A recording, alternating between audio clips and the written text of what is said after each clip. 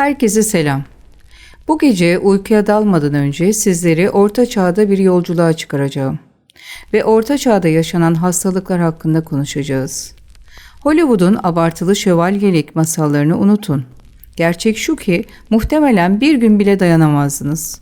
Videomuz hoşunuza giderse beğenip abone olmayı unutmayın.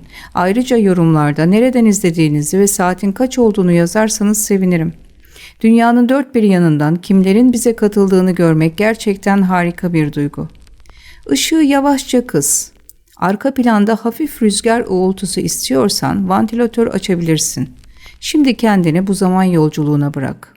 1325 yılına doğru bir yolculuğa çıkıyoruz. Gerçek Orta Çağ muhtemelen tahammül edemeyeceğiniz kadar pis, rahatsız edici ve tehlikeli bir yerdi. Ayaklarınız taş döşeli ama çamurla kaplanmış dar bir sokakta. Sabahın serinliği teninize değiyor ama burnunuza çarpan ilk şey soğuk hava değil, keskin, ağır bir koku. Yağmur suları sokak aralarından ince dereler gibi akıyor. O suların içinde mutfaklardan dökülen kirli bulaşık suları, hayvan pislikleri ve insan atıkları karışmış durumda. Az önce ikinci kattaki bir pencereden bir kova dolusu atık aşağı döküldü. Taş zemine çarpıp etrafı sıçradı. Bu sıradan bir sabah. Tuvaletler çoğu zaman ya evin arka bahçesine kazılmış basit çukurlar ya da halkın kullandığı bakımsız ahşap kulübeler. Suların aktığı bir kanalizasyon sistemi hayal bile edilemez. İçme suyu kuyularının çoğu atık sularla kirlenmiş durumda. Bir bardak su bazen ölümle eş anlamlı. Kaldırımlar yok. Çamur, hayvan pisliği ve çöpler ayakkabılarınızın altına yapışıyor. Küçük bir dere gibi akan pis su yağmurla birlikte evlerin duvar diplerinden akıp gidiyor. O suya dokunmak bile hastalık demek. Ve bu hastalıklar veba, tifüs, dizanteri kentin gölgelerinde pusuda bekliyor. Gündüzleri bu manzara göz önünde ama geceleri başka bir sessizlik çöküyor. Dar sokaklarda ellerinde kürekler ve koca varillerle gezen gece toplayıcıları beliriyor. "Night Soilman" der bazıları onlara. Kimse bakmaz, kimse konuşmaz ama ertesi sabah kaldırımların arasında yine izler, yine kokular vardır. Su için yola çıktığınızda elinizde ağır bir tahta kova var. Meydandaki taş kuyunun etrafında sıra bekliyorsunuz. Kuyunun başında, omuzlarında testilerle kadınlar, bağıran çocuklar, atını sulamaya gelen köylüler. Suyun berraklığı sizi umutlandırıyor ama biliyorsunuz ki güvenilir değil. Yakındaki nehir hem çamaşır yıkama, hem hayvan sulama, hem de atık boşaltma yeri. Bazen berrak, bazen bulanık. Yine de eve taşınıp tahta fıçılara dolduruluyor. Günlerce bekliyor ve yine içiliyor. Bir evin kapısını araladığınızda loş bir karanlık karşılıyor sizi. Küçük pencerelerden sızan ışık havadaki ince duman tabakasının içinde kayboluyor. Zemin ya toprak ya da kaba taş. Bazen üstünde serilmiş saman var. Saman yumuşaklık verir ama böceklerle birlikte gelir. Geceyi geçirdiğin yatak saman ve böceklerle dolu. Eski bir ahırın köşesinde çürümeye başlamış bir yığın. Ne yumuşak yatak, ne yastık, ne de pamuklu çarşaf var. Üzerinde kıştan beri yıkanmamış, ağırlığı neredeyse küçük bir hayvan kadar olmuş pirelerle dolu bir yün battaniye. Üst kat ailenin uyuduğu yer. Kışın hayvanlar içeride tutulur. Hem hırsızlardan korunsun hem de beden ısılarıyla evi ısıtsınlar diye. Bu yüzden içeride saman, gübre, pişen et ve rutubetin kokusu birbirine karışmış. Keskin ama günlük yaşamın doğal bir parçası. Hijyen bugün bildiğimiz anlamda yok. Ellerinizi yıkamak yemek öncesi kısa bir hazırlıktan ibaret. Küçük bir tas suya daldırılan eller kaba bir bezle silinir. Sabun pahalıdır, çoğu evde yoktur. Saçlar aylarca yıkanmaz. Bitler neredeyse yaşamın sıradan bir misafiridir. Ortak hamamlar bazı şehirlerde vardır ama herkes gitmez. Kimileri sudan hastalık bulaşacağını düşünür. Bu dünyada ufak bir kesik bile iltihaplanabilir.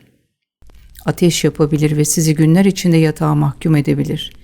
İşte böyle bir yerde yaşam beklentisi kısadır. Ama bu insanlar için bu manzara, bu koku, bu tehlike hayatın değişmez bir parçasıdır. Bizim için ürkütücü olan onlar için yalnızca sıradan bir gündür. Etraf sessiz ama evlerin içinden boğuk öksürük sesleri geliyor. Bir evin kapısı önünde koyu renk giysiler içinde bir adam duruyor. Elinde deri bir çanta. O dönemin hekimlerinden biri. Ama çantasında şifalı ilaçlardan çok bıçaklar, cam şişeler, küçük testiler var. İçeri girdiğinizde odanın havası ağır, tütsü ve ter kokusu birbirine karışmış. Yatakta yatan hasta solgun, dudakları kuru. Hekim önce hastanın alnına elini koyuyor. Sonra ciddi bir ifadeyle başını sallıyor. Onun inancına göre bu hastalık kötü ruhların ya da Tanrı'nın verdiği bir cezanın sonucu.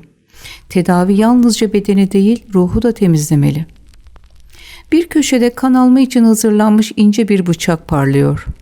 Deriye küçük bir kesik atılıyor. Kırmızı damlalar bakır bir kaseye düşüyor. Hekime göre vücudu hasta eden fazla kan böylece dışarı atılmalı. Bazen bu işlem öyle sık yapılır ki hasta zayıflıktan daha da kötüleşir. Eğer kan alma işe yaramazsa başka yöntemler devreye girer. Bitki karışımları, üzerine dualar okunmuş su, hatta büyüsel tılsımlar. Bazı rahipler hastanın başucunda günlerce İncil'den ayetler okur. Çünkü hastalık günahın bedeli olabilir. Halk Tanrı'nın gazabını yatıştırmak için adaklar adar. Kiliseye bağışlar yapar. Tıp kitapları ise eski Yunan ve Roma hekimlerinin sözlerine dayanır. Ama yüzyıllar içinde bu bilgiler dini yorumlarla yoğrulmuş ve çoğu zaman yanlış anlaşılmıştır. Mikroplar bilinmediği için hastalıkların gerçek nedenleri asla tam olarak anlaşılmaz. Sonuçta tedavi arayışı çoğu kez hastayı iyileştirmekten çok ölümünü hızlandırır.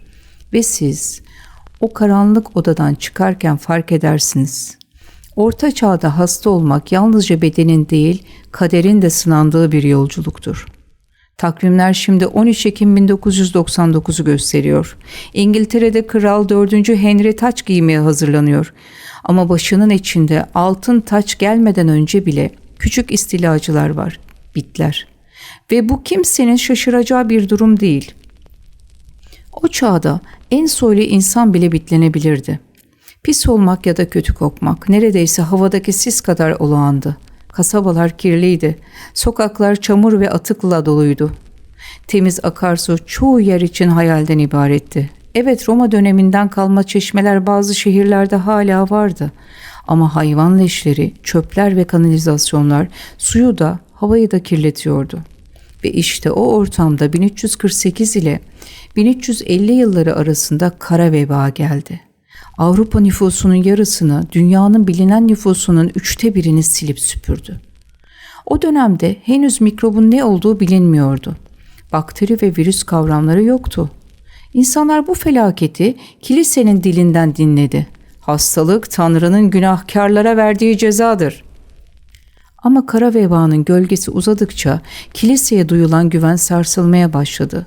Halk tövbe etmişti, dua etmişti. Peki neden hala kurtuluş yoktu? Bu Hristiyan dünyasında büyük bir kırılma yarattı. Orta Çağ hastalıklarla dolu bir dönemdi. Veba vardı ama onun yanı sıra grip benzeri salgınlar da eksik değildi. Her doğan çocuk yaşamazdı. Çoğu 6 yaşını bile göremezdi. Doğum sırasında hem annenin hem bebeğin hayatını kaybetmesi olağandı. Fakirler için hamilelik sevinçten çok ölümle yüzleşme ihtimaliydi. Evler yağmurdan korunabilecek çatılara sahipti ama evlerin zemini topraktı. Bu toprak nemi ve mikropları saklayarak hastalık getirirdi. En büyük dertlerden biri cilt rahatsızlıklarıydı. İnsanlar hem tarlada çalışmaktan hem de hayvanlarla yakın temas kurmaktan döküntü, kızarıklık ve yaralarla yaşardı. Cüzzam korkutucuydu ama tek bela o değildi. Aziz Anthony ateşi denilen bir hastalık vardı. Sebebi çavdarda yetişen ergot mantarıydı. Ekmek yapılırken bu mantar öğütülür, ekmeğe karışır ve yenirdi. Sonrası felçler, kasılmalar, hatta organ kayıplarıydı. Cinsel hastalıklar da yaygındı. Frengi şehirden şehre, sınıftan sınıfa hızla yayıldı. Orta çağda genel evler çoktu. Tek eşlilik nadirdi. Bir yolcu Frengi'yi aldığı gibi başka bir kasabaya taşır, oradan saraylara kadar ulaştırabilirdi. Sonuç deri döküntüleri, ateş nöbetleri, delilik ve çoğu zaman ölümdü. Doktor kavramı bugünkü gibi değildi. Fakirler şifalı ot kaynatırken zenginlerin hekimi olurdu. Ama bazen o hekim saç kesen ya da diş çeken kişiyle aynı kişiydi. Bazıları hem kraliyet doktoru hem büyücü sayılırdı. Şifacılar bitkilerden ilaçlar yapardı ama ölümden kurtuluş yine garanti değildi. Tedaviler antik Yunan ve Roma'dan gelen 4 sıvı teorisine dayanıyordu. Sarı safra, kara safra, balgam ve kan. Hekimler bu sıvıların dengesinin ateş, su, hava ve toprakla ilişkili olduğuna inanırdı. Bu yüzden kan aldırmak, sülük yapıştırmak yaygındı. Ama sülükler bir hastadan diğerine kullanıldığında kan yoluyla başka hastalıklar bulaşırdı. O dönem soluk ten sağlıklı sayılırdı. Bu yüzden kan kaybetmek iyileştirici olarak görülürdü. Avrupa kendi hastalıklarıyla uğraşırken Haçlı seferleri yeni dertler getirdi. Anadolu'dan ve Arap topraklarından dönenler yanlarında virüsler ve bakteriler getirdi. Kırık tedavisi berbattı. Çoğu yanlış kaynar, sonunda amputasyona gidilirdi. Berberler ve kasaplar doktorlarla aynı alanda çalışırdı. Ameliyat öncesi anestezi sadece alkol içirmekti. Bu da acıyı dindirmezdi. Sterilizasyon bilinmezdi. Keskin aletler sözde yakılır veya alkolle silinirdi. Ama mikroplar yine de girerdi. Bu yüzden başarılı görünen ameliyat bile enfeksiyon yüzünden ölümle sonuçlanabilirdi. Berber dükkanlarının kırmızı beyaz direkleri aslında kanlı sargı bezlerini simgeliyordu. Antik Yunan'dan Hipokrat'ın öğretileri biliniyordu ama modern tıp eğitimi çok sonradan geldi. 800'lerde Salerno'da Avrupa'nın ilk tıp okulu kuruldu ama gerçek anlamda modern tıp 1800'lerde şekillendi. O zamana kadar zodyak çizelgesi gibi batıl inançlarla ameliyat tarihleri belirlenirdi. Gezegenler uygun değilse hastaya dokunulmazdı. Milattan sonra 1029'da Bergamalı Galen deneysel tıpta büyük adımlar attı. Ağrıyı, şişliği, ateşi tanımladı. Çalışmaları Arap dünyasına, oradan da Avrupa'ya geçti. Milattan sonra 65'te Yunanlılar 600'den fazla bitkiyi kataloglayan eserler yazdı. Orta Çağ'da Sakson Sülük Kitabı gibi metinler, tütsü, bitki banyosu ve evlerin çiçeklerle süslenmesinin sağlığa iyi geldiğini anlatırdı. Haçlılar gül suyunu getirdi. Bunun şifa verdiğine inanılırdı. Manastır bahçelerine şifalı bitkiler ekildi. Ada çayı, lavanta, pelin otu. Kimi ateş düşürür, kimi migrene iyi gelirdi. Öksürük için bitki şurupları yapılırdı. Kilise tedavilerin Tanrı'dan geldiğini söyler, bazı hastalıklarda şeytan çıkarma gibi sahte yöntemler uygulanır ama gerçek tıbbın yanında bu yöntemler gölge gibi dolaşırdı. 1349'da kara veba tekrar vurdu. Sadece Avrupa değil, İslam dünyasında da ölüm getirdi. Hastalık önce koltuk altlarında yumruğuyla başlar, irinle patlar, ardından ateş ve kusmayla birkaç gün içinde öldürürdü. Tedavi yoktu. Kan alınır, çıban kesilir, sirke ve gül suyuyla yıkanılırdı. Bazıları bunun aksine pisliğin koruyucu olduğuna inanırdı. Hatta havadaki mikrobu temizlemek için ateş yakılır, çanlar çalınır, kuşlar uçurulurdu. Veba kilisenin gücünü çökertti. Tıp okulları arttı, kanalizasyon sistemleri geliştirildi. Manastırların yanına hastaneler kuruldu. Her hastalığa bir aziz bulunurdu. Hemoroid için Aziz Fiakra, doğum kolaylığı için Aziz Margaret. 1750'den sonra nüfus artmaya başladı ama akıl hastanelerinde korkunç deneyler yapıldı. Bu deneylerin gölgesi 20. yüzyılda Nazi doktorlarının zulmünde bile sürdü. Ve bütün bunlar bize şunu söyler: Orta Çağ'da hasta olduysanız %70 ihtimalle tek sonunuz ölmekti. O dönem tıbbın en karanlık sayfaları arasında yer aldı. Şehrin taş döşemeli meydanındasınız. Sabah güneşi henüz yükselmiş ama hava keskin. Meydanın ortasına kalabalık toplanmış. Mırıldanan sesler giderek artıyor. İnsanlar bugün adaletin tecelli edeceğini biliyor. Adalet. Orta çağda bu kelimenin tadı bugünkü kadar yumuşak değil. Burada adalet çoğu zaman gözler önünde ve sert bir şekilde yerine getirilir. Meydanın bir köşesinde yükselen dar ağacı, diğer köşede paslı zincirlerin bağlı olduğu bir direk var. Yanında odun yığınları. Bazen hırsızların elleri burada kesilir. Bazen de suçlular halkın gözü önünde kamçılanır. Sistem basit. Suç işleyen biri yakalandığında önce lordun ya da yerel hakimin huzuruna çıkarılır. Ancak bu mahkeme bugünkü gibi delil ve savunma üzerine kurulmaz. Tanıklar yoksa suçlunun masumiyetini kanıtlaması için Tanrı'nın yargısına başvurulur. Bu çoğu zaman ateşten kızgın bir demiri elinde taşımak ya da soğuk suya atılmak demektir. Eğer yara mucizevi şekilde iyileşirse ya da suyun dibine batmazsa Tanrı masumiyetini ilan etmiş sayılır. Kalabalık sessizleşiyor.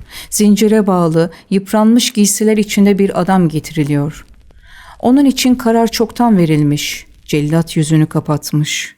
Sessizce görevini yapmaya hazırlanıyor. Kimi seyirciler gözlerini kaçırıyor. Kimileri ise pür dikkat izliyor. Çünkü bu sadece bir ceza değil, aynı zamanda herkese bir uyarı. Ama bilin ki bu dünyada şiddet yalnızca suçlulara değil, bazen masumlara da dokunur. Güçlüler kendi çıkarlarını korumak için adalet terazisini eğebilir. Bir köylü, lordun arazisinde izinsiz avlandığı için ağır şekilde cezalandırılabilir. Adalet kılıcını tutanın elinde şekil alır. Ve siz kalabalığın arasından uzaklaşırken fark edersiniz. Orta Çağ'da adalet çoğu zaman kanla yazılır. Şiddet hem ceza hem düzenin dili olur.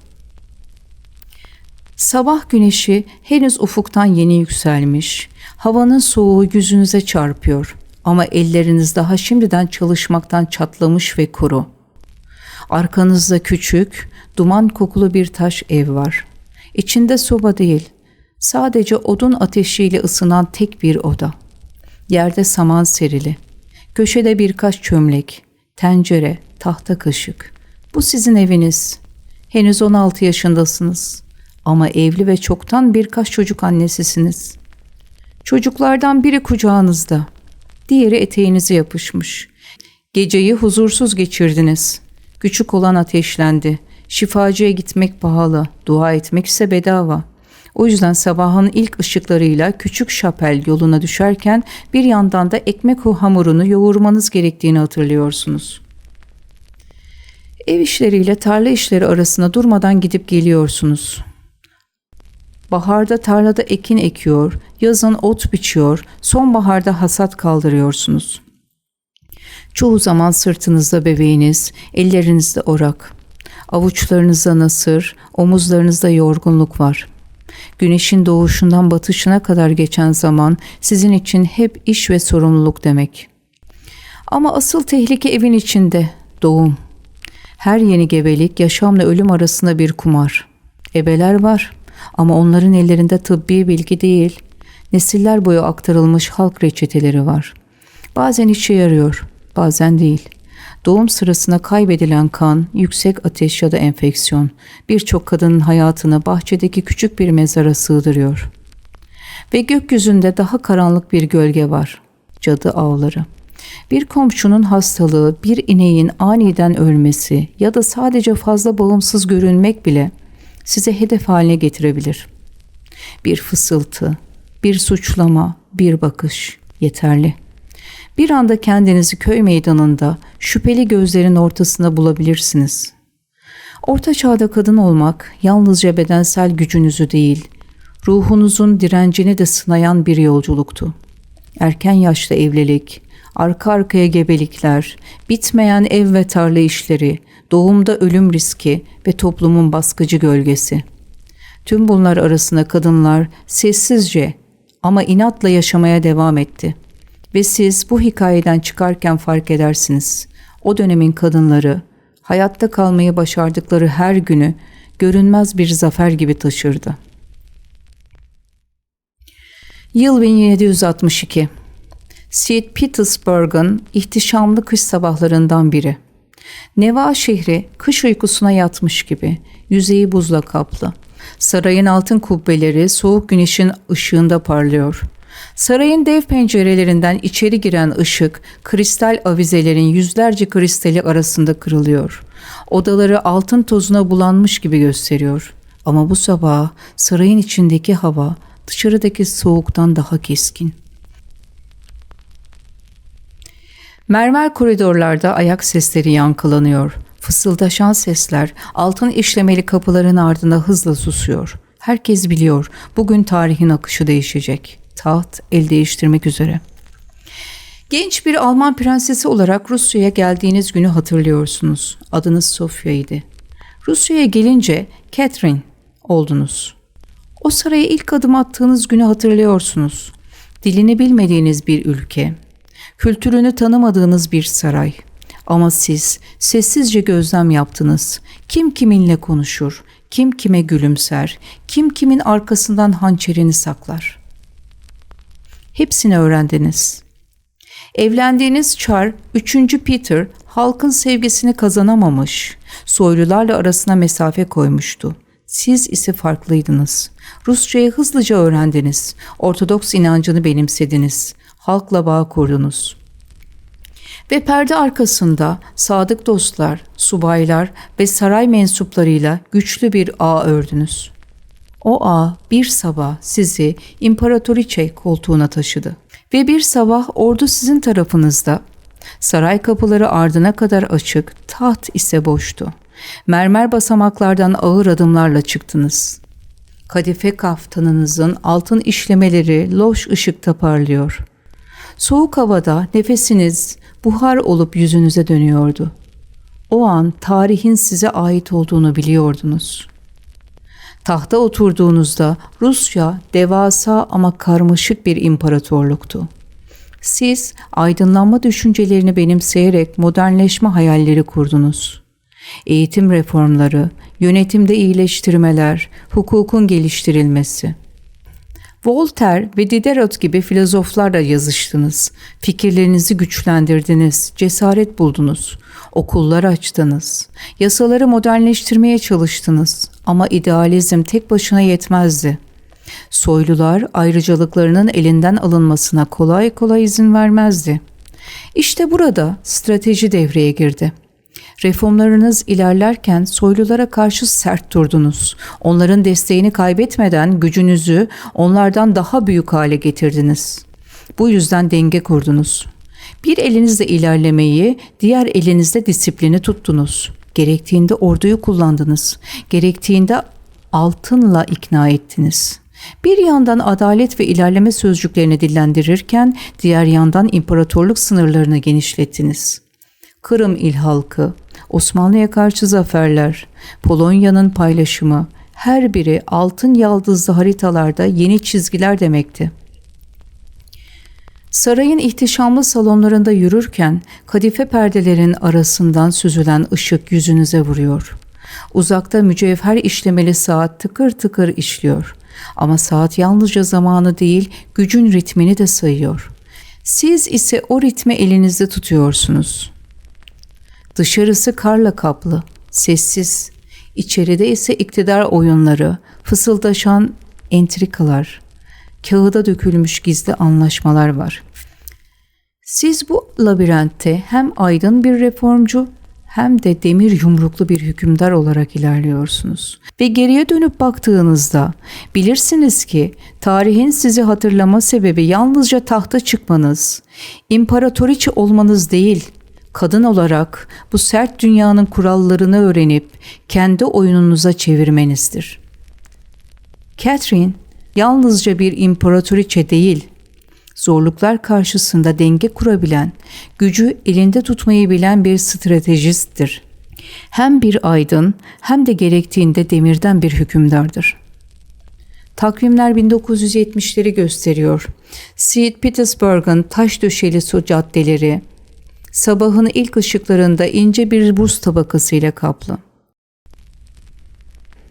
Neva Nehri, gri bir ayna gibi şehrin ortasından süzülüyor. Kıyılarında donmuş tekneler, rüzgarın uğultusuna teslim olmuş. Uzakta altın kubbeler ve yeşil beyaz cephesiyle kış sarayı, adeta gökyüzüne meydan okuyor. Sarayın yüksek tavanlı bir salonunda Catherine uzun bir meşe masasının başında oturuyor. Masanın üzerinde Avrupa'nın en yeni haritaları yayılmış, mavi mürekkep çizgilerle sınırlar işlenmiş. İnce parmakları Kırım'dan Polonya'ya, Karadeniz kıyılarından Baltık limanlarına kadar uzanan fetihleri gösteriyor. Her parmak hareketi binlerce kilometrelik toprağın, milyonlarca insanın kaderine hükmediyor. Catherine'in gözleri parlıyor. Kırım'ın ilhakıyla Karadeniz'e inen Rusya artık sıcak denizlere kavuşmuş. Osmanlı'ya karşı alınan zaferler Avrupa'da diplomatik masalarda gücünü pekiştirmiş. Polonya'nın paylaşımında yapılan ustaca manevralar sınırları batıya doğru genişletmiş. İmparatorluk artık kuzeyin dondurucu tundralarında güneyin altın renkli bozkırlarına kadar uzanan dev bir harita. Ama bu haritanın renkli yüzü yalnızca sarayda görünüyor. Uzak köylerde yeni fethedilen topraklara gönderilen köylüler ağır vergiler altında eziliyor. Karadeniz kıyısında yükselen yeni limanlarda taş blokları sırtlarında taşıyan işçilerin nefesi, soğuk havada beyaz bir buhar olarak göğe yükseliyor. Sibirya'da, sınır karakollarda nöbet tutan askerler kar fırtınasının içinde gece ile gündüzü ayırt edemeden bekliyor. Ve şehirlerde ticaret canlanmış. Avrupa'dan gelen ipekler ve porselenler saray sofralarını süslüyor. Paris modası. Salonlarda yürüyen asilzadelerin elbiselerine işlenmiş. Kış gecelerinde büyük balo salonlarında keman ve cembalo sesleri yankılanıyor. Mum ışığında dans eden çiftlerin gölgeleri duvarlarda salınıyor. Fakat birkaç sokak ötede dar ve loş evlerde yaşayan halk odun kıtlığı yüzünden soğukla boğuşuyor. Catherine, genişleme politikası Rusya'yı dünyanın en büyük güçlerinden biri yapmıştı. Ama bu güç halkın sırtında ağır bir yük gibi hissediliyordu. Her yeni toprak imparatorluğun zenginliğini arttırırken aynı zamanda daha çok asker, daha çok vergi ve daha derin bir sosyal uçurum anlamına geliyordu. Ve siz Catherine'in yanında o büyük haritaya bakarken fark ediyorsunuz. Kalemin ucuyla çizilen her sınır yalnızca toprakları değil, insanların umutlarını, korkularını ve hayatlarını şekillendiriyor. İmparatorluk büyüyor ama gölgesi de büyüyor. 18. yüzyılın sert rüzgarları kadınları çoğunlukla evlerin içine, toplumun arka sıralarına itmişti. Avrupa saraylarında bile kadınların adı çoğu zaman ancak kocalarının ünvanıyla anılırdı. Fakat Rusya'da kış sarayının görkemli salonlarında tahtın üzerinde bir kadın oturuyordu ve bu yalnızca Rusya için değil, bütün dünya kadınları için sıra dışı bir görüntüydü. Catherine, güce yalnızca soylu bir doğumla değil, zekası, stratejisi ve cesaretiyle ulaşmıştı. Genç yaşta yabancı bir prenses olarak girdiği sarayda zamanla çevresindeki entrikaları kendi lehine çevirmeyi öğrendi.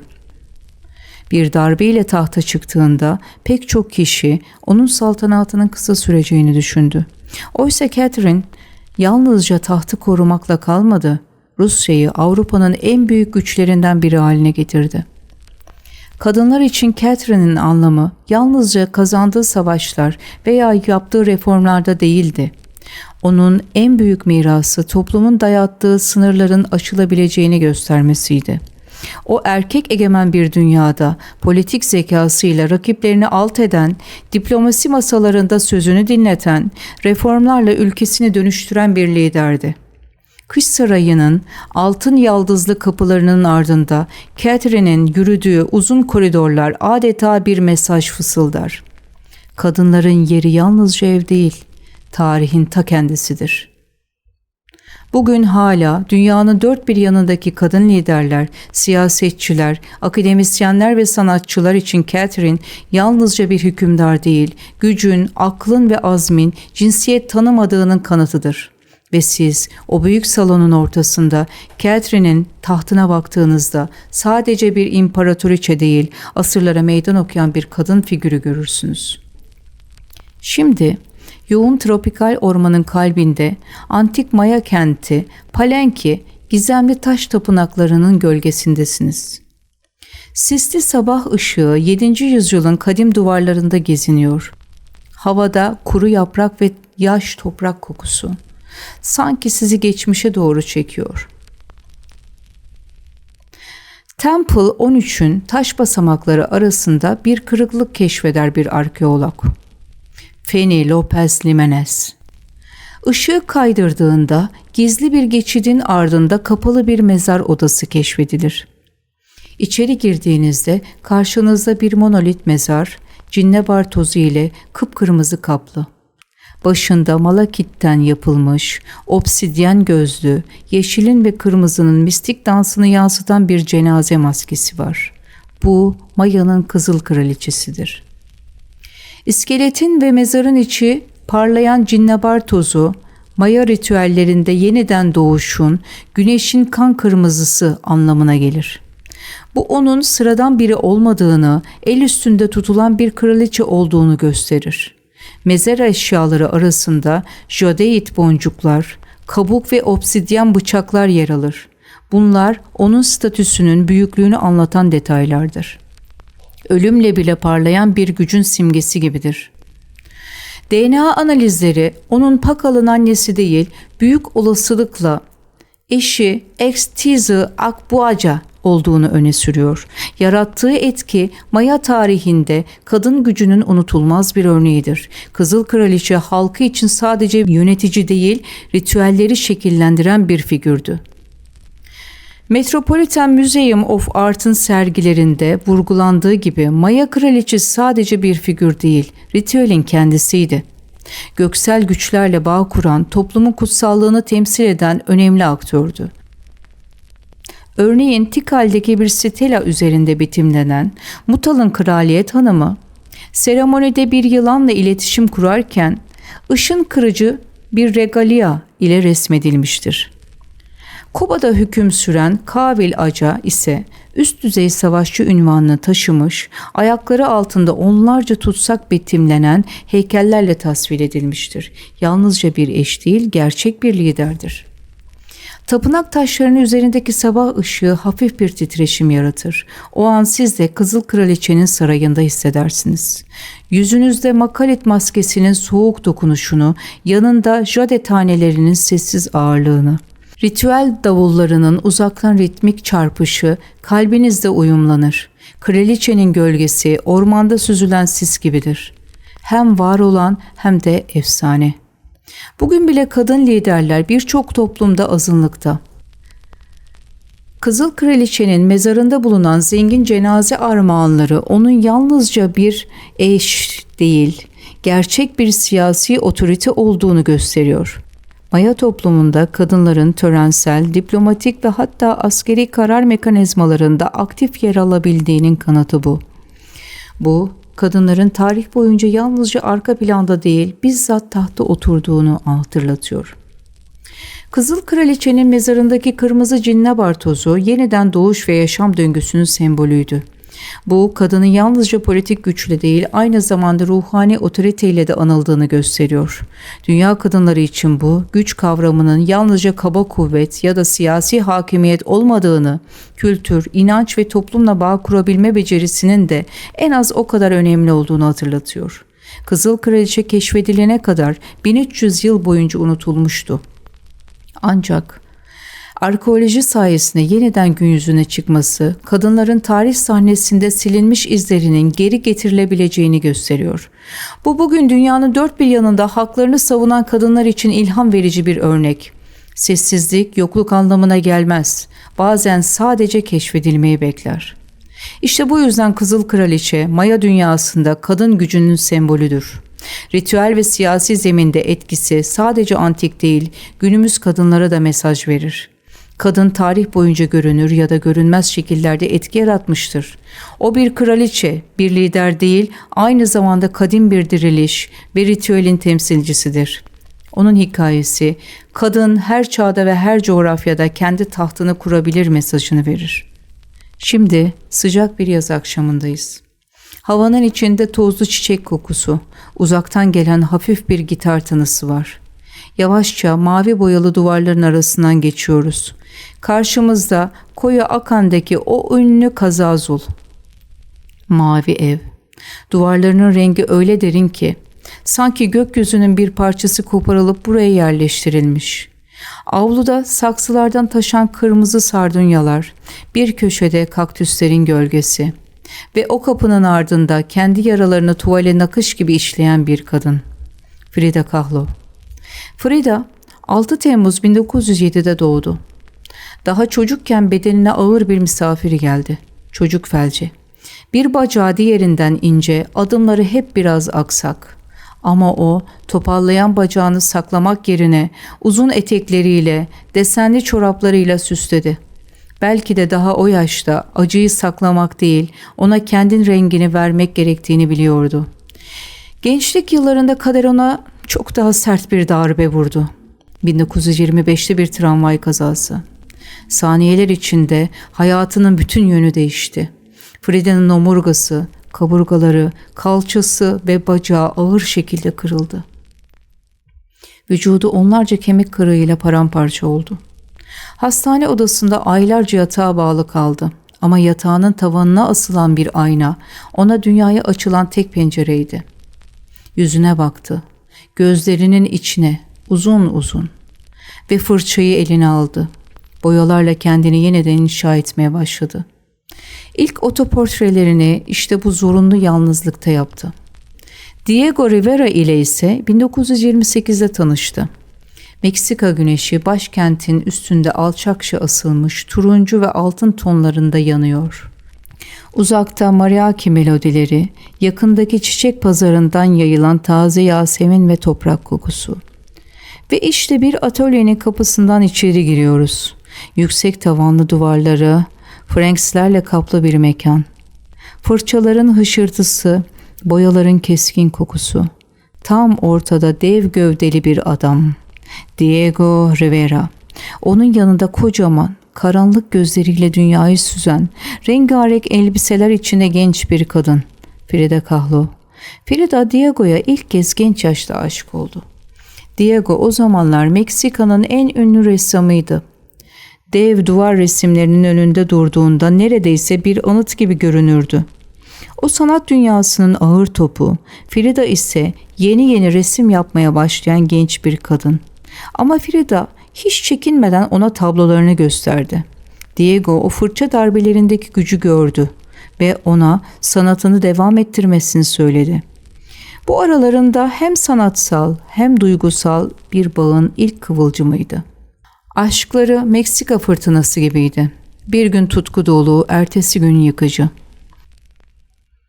1929 yazı.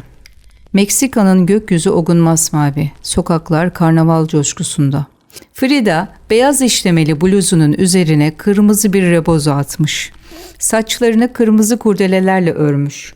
Diego ise lacivert takımının içine sığmamış gibi duruyor. İri bedeni kocaman gülüşüyle kalabalığın ortasında.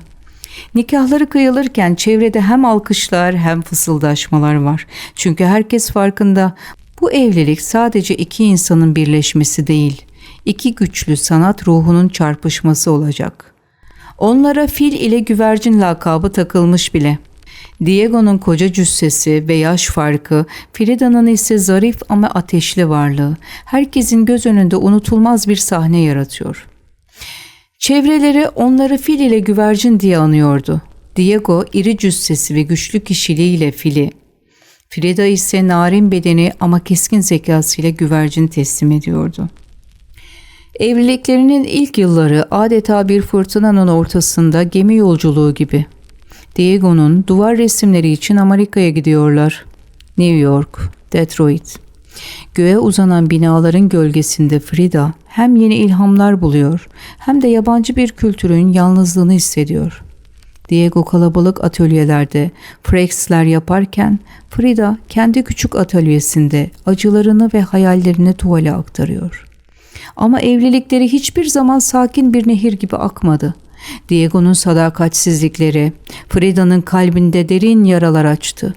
Üstelik bu ihanetler Frida'nın en yakın arkadaşlarını ve hatta kız kardeşi Christina'yı bile kapsıyordu. Yine de Frida Diego'dan kopamadı. Onu hayatımın aşkı olarak tanımladı. Ama aynı zamanda hayatımın en büyük acısı da derdi. Frida da karşılıksız değildi.